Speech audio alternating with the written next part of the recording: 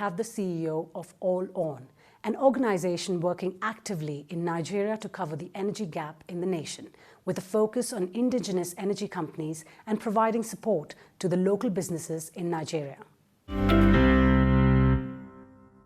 So All On, the organization I run, is a $200 million fund set up by Shell to address the energy access gap in Nigeria.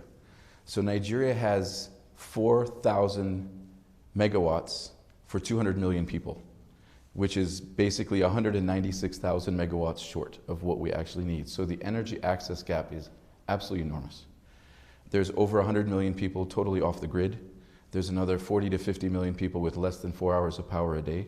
So it's a huge gap. And so what our fund is doing is to invest in companies that are coming up with innovative solutions to provide clean, affordable, and reliable energy sources to particularly low-income households and small businesses.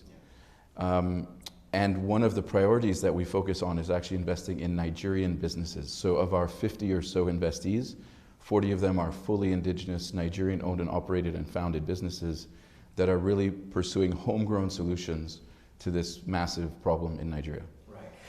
There's been a situation where it's been observed that there is very little investment in the solar plant setting up of such. You actually have been able to do that yourselves, but the question is, do you feel or do you agree with that line of thought that there's very few African countries investing in setting up these plants that come up with renewable energy, and what could be the reason for that? Yeah, no, it is a major problem. I mean, if we're trying to close the energy access gap in Nigeria or across Africa, and we're doing it with solar particularly, and almost all of the solar equipment is coming from outside Africa, it means that the billions of dollars being invested are actually leaving the continent. One of our investees, it's a company called Greenidge in Enugu, Nigeria. They make inverters. They manufacture them there. And the challenge that their CEO said to me, he said, "Wiebe, All On is supposed to be developing Nigeria, but 90% of your funds go to China." Yeah. And it actually really hit me. And so it made me realize that the investment we've done in Oxano, which is the company that is the largest local manufacturer of solar panels in Nigeria, and I think West Africa, and in Greenidge, this company, that those are incredibly important to make the ecosystem work, especially now with supply chain disruptions that have come out of the pandemic and afterwards.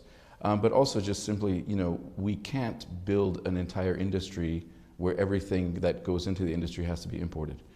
So I do call on other investors to join us, because it is unfortunate that very few other investors or even donors are looking at that space of localizing the supply chains and manufacturing as much of the equipment as possible in Nigeria and other parts of Africa. Yeah. There seems to be an opportunity here. Mm-hmm. Looking at that gap, and of course, understanding or not being blind to the fact that a huge population is actually relying on alternative sources of energy outside what you've termed as traditional old grid systems.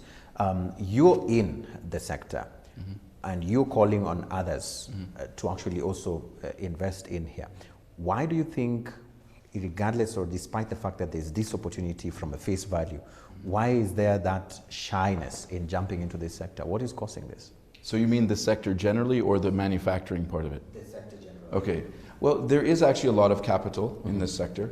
I would say $1 billion or more is out there ready to be invested.